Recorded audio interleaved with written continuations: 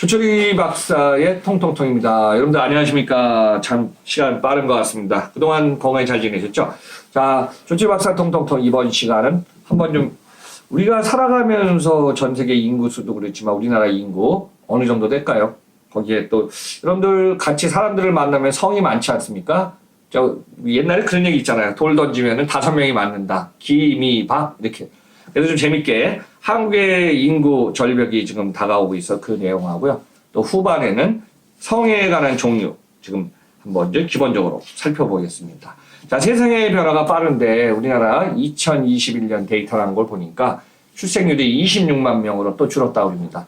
아마 제 기억으로도 자, 우리나라가 이제 1958년 여러분들 아마 옛날에 들었을 거예요. 이제 이거 좀 세대차라고 제너럴 갭은 있지만 58년 개띠 워낙 유명했죠. 그 다음에 70년 개띠 뭐 이렇게 유명했어요. 근데 그 중에서 인구가 가장 많이 태어난 게 1970년생이거든요. 아마 100만 명으로 그게 아마 피크의 정점이 아니었나 보고 있습니다. 그래서 오늘은 세계 인구 속의 한국 인구 포지셔닝 한번 보고요. 자, 우리나라 성의 종류 기미박 포함해서 한번 좀 탑10 종합적으로 한번 좀 살펴보겠습니다. 자, 세계 속의 인구의 변화, 참, 어떻게 보면은 전 세계 인구는 지금 약 79억 명이 살고 있고, 지금 미래 보고서를 보니까 90억에서 100억 명을 절정으로 인구는 감소하기 시작한다고 합니다. 자, 우리나라도 앞으로 5년 이후에 인구는 줄어들 것 같고요. 지난 코로나 2년, 3년 차를 하면서 2021년에도 26만 명으로, 또 전년도 27만 명 매번 지금 줄고 있습니다. 아마 결혼하는 연령도 많이 지금 줄어들었고요. 또 출생률이 지금 우리나라가 지금 OECD 저출산율에 포함되어 있기 때문에 상당히 이 상황은 지속될 걸로 보고 있습니다. 그럼 이 상황에서 전 세계 인구 한번 좀 선진국 포함해서 한번 우리나라 포지셔닝 보겠습니다. 자, 기본적으로 전 세계 인구 가장 많은 거는 중국이 14억 4천만 명입니다. 아마 지금 7, 8년 된 것 같으네요. 35년 전에도 중국은 1인 출생을 제한해갖고 그 당시에 여러 에피소드 있지 않습니까? 2명이나 하면은 1명을 숨겨야 돼갖고 산속으로 출생하러 갔다 아니면은 더 이상 그러니까 산하 제한을 하다 보니까 중국은 이제 인구는 멈췄고요. 그러다가 3년 전에 2인 출생을 허락했지만은 2인 출생에서 교육비 관련 부대 비용 하다 보니까 이제 출산을 장려하더라도 중국도 이렇게 늘어나지 않는 상황입니다. 자, 2위는 13억 9천만 명이다. 5천만 명 차이지만은 우리나라 인구 정도네요. 이 중국하고 근데 이제 매년 출생률은 인도가 너무 많다 보니까 지금 이제 2022년이라 5년 후에 인도의 인구가 중국을 앞서기 시작할 겁니다. 왜냐, 인도는 계속 출생률이 높아지고 있어요. 자, 3위까지는 미국입니다. 아마 전 세계 1인당 총 GDP도 22조 달러로 가장 많은 미국이지만요. 인구도 3억 4천 명, 지금 전 세계 3위를 차지하고 있습니다. 자, 참고로 인도네시아가 2억 8천, 파키스탄, 인도 옆에 있죠. 2억 3천, 브라질, 남미에서 뭐 땅이 가장 넓은 나라죠. 브라질 2억 1천만 명, 그 다음에 아프리카의 나이지리아 2억 1천만 명, 또 방글라데시, 인도 옆에가 방글라데시가 인도 옆에 있네요. 그리고 조금 전에 파키스탄은 그 주변에 있고요. 방글라데시가 1억 7천만 명이다. 자, 지금 러시아, 우크라이나 사태가 있는 러시아가 1억 4천만 명이고요. 아마 전 세계 땅은 가장 넓은 게 러시아입니다. 참고로 우리나라 땅의 170배죠. 자, 10위 멕시코입니다. 미국의 밑에 있는 나라죠. 1억 3천만 명. 그래서 1억 이상 되는 나라 중에 11위 일본이 1억 2,600만 명인데 여러분들 일본은 2007년에 인구가 거의 완전히 정점에서 거기서 줄기 시작합니다. 그래서 1억 2,600만인데 우리나라가 앞으로 5년 이후에 인구 줄되면은 어떻게 일본의 과거하고 비슷하게 가는 어떤 트렌드, 사이클의 추이는 좀 비슷하게 갈 걸로 좀 보고 있습니다. 자, 인구는 경제결과 인구가 늘어날 가능성이 있는 나라는 베트남입니다. 20대, 30대 연령이 전 인구의 한 70% 차지하니까요. 결국은 고령화가 적은 베트남이 9,800만 명. 자, 참고로 중동에서 가장 인구가 많은 건 이란입니다. 8,300만 명. 자, 유럽에서도 인구가 많은 나라 있어서 제가 한번 갖고 왔어요. 19위 독일 8,400만, 21위 영국 6,800만 명, 23위 프랑스 6,500만 명, 23위 이탈리아가 6,100만 명, 30위 스페인이 4,700만입니다. 자, 참고로 이제 우리나라는 28위 5,182만 명에서요. 지금 20만 명이 줄었습니다. 최근에. 어떻게 보면 출생률도 적지만은 최근에 이제 코로나로 인해서 사망률이 늘어났어요. 그래서 이제 이 상황이 계속 지금 인구가 감소 현상이 지금 빠르게 나타났습니다. 그리고 이제 유럽의 선진국이라 해도 1인당 GDP 높은 나라 있지 않습니까? 스위스, 포르투갈, 덴마크, 네덜란드 이런 나라들은요. 인구가 1,000만 명 미만이 되는 나라가 있어요. 그러니까 이제 인구는 작지만은 1인당 GDP도 많고 어떤 소득 수준이 높아갖고 경쟁력 있는 비즈니스 모델을 갖고 실제 지금 만드는 유럽의 선진국들이 많이 있습니다. 잉글랜드, 아이슬란드 관련해갖고 이런 국가들이 여기다. 그래요. 덴마크, 노르웨이 이런 나라들 진짜 많이. 그래서 이제 이런 상황이 있고 또 인구는 많은데 소득 수준이 낮은. 어떻게 보면 옛날에 필리핀이 너무 잘 40년, 50년 너무 잘 살았던 나라가 섬나라 필리핀도 인구가 1억이 넘는데요. 거기 소득 수준이 뭐 3,000달러도 안 돼요. 그 정도로 지금 이렇게 소득 수준이 낮아가는 나라도 존재하고 있습니다. 그럼 여기서 이제 저는 이 포인트 한번 잡고 가겠습니다, 여러분들. 자, 우리나라 저출산 고령화가 계속되면요. 우리가 이제 65세 이상은 실버 인구라고 그래요. 실버 마켓이라고도 표현하는데 인구의 고령화 15%, 65세 이상이 15%에서 20% 가는 걸 고령화라고 그러고요. 25% 이상을 초고령화라고 합니다. 근데 전 인구의 이제 일본은 이미 25% 이상을 넘어섰어요. 65세가. 그래서 일본은 전 세계에서 초고령화 시대로 지나가고 지금 우리나라하고 지금 중국도 지금 고령화 사회로 지금 진행되고 있습니다. 인구는 14억 4천이지만 중국도 나이 많은 65세 이상 인구가 계속 늘어나고 있어요.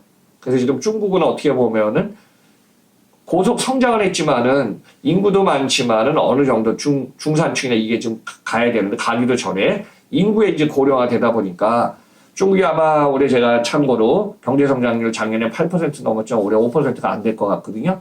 그러면 이제 중국 현 상황에서는 소득 수준이 12,000, 13,000달러인데 1인당 이 상황을 고려해보면 중국이 고령화가 빨리 온다는 그만큼 경제활동이가 준다는 얘기죠. 그래서 중국 상황, 한국 상황 어떻게 보면은 비슷한 면도 많이 보입니다. 자, 인구 절벽과 저출산이 빨리 나오는데요. 인구 절벽이라는 표현은 저출산에다가 고령화가 빨리 진행되는 상황입니다. 그래서 1970년생 100만 명, 2017년 최근에 40만 명 하다가요. 불과 2년 전 2020년에는 27만 명, 작년 2021년에 26만 명 계속 지금 출생 인구가 주는 것이 지금의 현실입니다. 이미 주민등록 인구는 감소하기 시작했습니다. 2020년부터. 물론 이제 외국인이 와서 한국에서 이제 활동하는 인구 한 150만 명 이상 된다고 그러더라고요. 그래서 우리가 뭐 지금 한국말을 할 수 있는 뭐 중국계들이 많이 있지 않습니까? 그래서 이제 그 포함해서 보면은 그 숫자는 150, 200만 명 가까이 된다고 하니까 실제 주민등록상에 그러니까 우리나라의 국적을 갖고 있는 인구는 줄어들기 시작하고 있다고 합니다. 자, 또 하나의 추이는 생산 연령 인구 15세에서 64세로 표현하는데요. 이 인구도 2020년에 3,579만 명에서 2040년 약 20년 후는 2,703만 명으로 계속 준다고 하니까요. 여러분들 이 사항 한번 좀 참고하시기 바랍니다. 제가 보면 어떻게 보면은 인구는 경제력이라 인구를 어느 정도 가져가야 되는데 인구가 감소하면 어떤 현상이 있을까요? 첫째, 경제활동 인구가 줄고 노동력이 감소된다. 그러면 아마 올해 우리나라의 보고서도 최근 걸 보니까 소비 여력이 작년만큼 올해 팍 더 준다고 그러더라고요. 그래서 이제 우리가 소비의 구매력이 줄어들면 어때요? 기업이 매출을 일으키든가 할 때 국내 시장이 작아지겠죠. 그러면 국내에 있는 기업들 서비스도 놔두죠. 해외 기업들, 해외 소비자들을 타겟해서 계속 거기서 어디 매출이라든가 이거를 지금 계속 인컴을 늘려야 되기 때문에 국내 시장에는 고부가 가치라든가 아니면은 최적화된 수익 구조를 잘 만드는 모든 걸 갖다가 만드는 게 좀 중요하죠. 그래서 선진국들의 경쟁력, 파워, 경쟁 우위는 뭐냐면은 저가라든가 노동임금을 하는 게 아니라 자꾸 고급화라든가 글로벌리제이션에서 수익 구조가 높은 걸 갖다가 차별화돼서 만드는 것이 앞으로 인구가 주는 시장에서 중요할 걸로 좀 보고 있습니다. 저는 이제 과거의 이 경험에서 보면은 인구는 경제력이라고 저는 표현하겠습니다. 인구가 1억 정도, 1억 명 이상 되면요. 자급자족 가능해요. 그 다양한 1차, 2차, 3차 산업이 있고, 그 다음에 한 최근에도 그렇죠. 10년, 20년부터 6차 산업에서 1차, 2차, 3차를 융합한 걸 6차 산업이라고 하고 있고, 한국에도 6차 산업 협회가 있습니다. 근데 이제 그 모든 비즈니스에서 다양한 건 뭐냐면 인구가 많으면 어떤 그래요. 우리 곡물이 되든 생산 제조가 되더라도 이 부분이 만약에 어느 정도 비즈니스에 모든 기후 조건에서 풍작이 안 되면은 여기 다른 쪽에서 할 수 있잖아요. 그게 이제 그래서 어떻게 보면 땅이 넓은 나라에 인구도 1억 명이 넓고 그만큼 경제력 1차, 2차, 3차, 6차까지 모든 걸 골고루 저희 포지셔닝을 다 가지고 있는 나라는 선진국 중에 최강이거든요.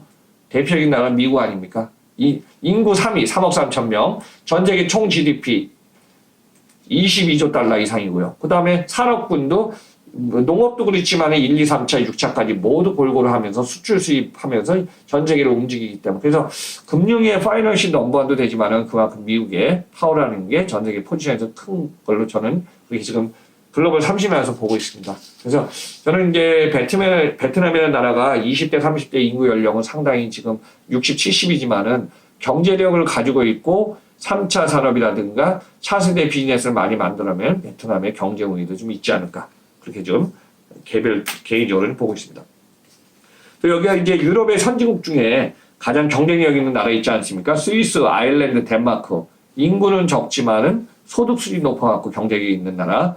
이런 나라들도 여기에 포함되겠죠. 자, 그 다음에 이제 세대별 가구 비중이 많이 변화했습니다. 그래서 1인 가구 40% 이상, 2인 가구 25%, 3인 18, 4인 17%. 이제 앞으로 차세대에는 인구도 변화가 있겠지만은 1인, 싱글족, 아니면 2인, 우리가 이제 카드를 치면 완패하지요. 2명. 이 구조가 점차 계속 늘어날 걸로 좀 보고 있습니다. 그럼 이제 요 상황에서 제가 마지막으로는 한국의 성, 우리가 패밀리 하면은 김씨, 이씨, 박씨 하는데요. 박표님, 뭐 이게 돌 던지면 맞는 사람이 있죠? 네. 아니, 박표님도 내가 돌을 5개 갖고 있어. 그럼 3번째 맞겠네. 박필이니까, 그렇죠? 네. 자, 제가 요거 이제 여러분들한테 재밌게 하려고 한번 이 데이터 갖고 왔습니다. 자, 우리나라 한국의 성씨가요, 와, 많긴 많네요. 533개입니다. 우리가 모르는 성이 많은데, 그 중에서 5,162만 명 중에, 지금 김씨가 1등입니다. 1,070만 명, 이씨가 730만 명, 박씨가 419만 명. 제가 한번 데이터를 뽑아보니까 김, 이, 박, 빅3가 2,220만 명 차지하고 있습니다. 그 다음에 4위가 최씨, 5위가 정씨입니다. 그래서 이제 최대씨가 233만, 정씨가 215만 명. 그래서 빅5까지 다 합치니까 2,670만 명이라 우리나라 총인구의 과반수를 차지하고 있어요. 자, 6위는 강 118만 명. 저희 방송을 하고 있는 전 조철이 제가 7위에 들어갔네요. 106만 명입니다. 자, 8위 윤씨가 102만 명, 9위 장씨 99만 명, 10위 임씨가 82만 명. 그래서 탑 10에 들어간 숫자를 다 합치니까 약 3,200만 명. 우리나라 533개의 성 중에 이 탑 10까지 들어간 성이 3,200만 명을 60%를 차지한다고 합니다. 그래서 이제 우리나라 인구에 여러분들이 아마 그 다음까지 공부할 거라서 제가 한번 11위부터 20위까지만 한번 좀 자료 갖고 왔습니다. 자, 11위 한씨 77만 명, 12위 오씨 76만 명, 13위 서씨 75만 명, 14위 신씨 74만, 15위 권씨 70만 5천, 16위 황씨 69만 7천, 17위 안씨 68만 5천, 18위 송씨 68만 3천, 19위 전씨 55만 9천, 20위 홍씨 55만 8천, 20위까지가 50만 명 이상 되는 성을 나타내고 있습니다. 그래서 어떻게 보면은 이 20위까지가 우리나라 3,900만 명이나 차지하네요. 그래서 우리나라 인구의 약 80%니까 나머지 513개의 성을 가신 분들이 나머지 20%를 차지하겠죠. 그래서 전 세계에서는 다양한 국가의 다양한 이름과 다양한 어떤 사람들이 살고 있기 때문에 우리는 이제 글로벌 200개국의 이상이 되는 세상 속에 살면서 서로가 이렇게 좀 조화를 만들어 가야 되지 않을까 보고 있습니다. 자, 한국의 인구 상황을 보면서 좀 재미있게 우리나라 성에 대해서 한번 알아봤습니다.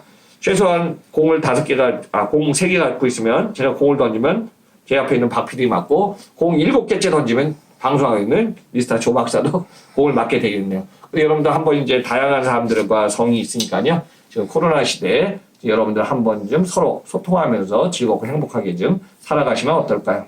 그런 의미에서 한번 좀 성을 갖고 왔습니다. 자, 조칠 박사 통통통 다음 방송에서 또 최신 트렌드를 가지고 방송했습니다. 항상 시청해주신 정치 감사하면서 건강하시기 바랍니다. 그럼 여러분들 다음 방송에서 뵙겠습니다. 감사합니다.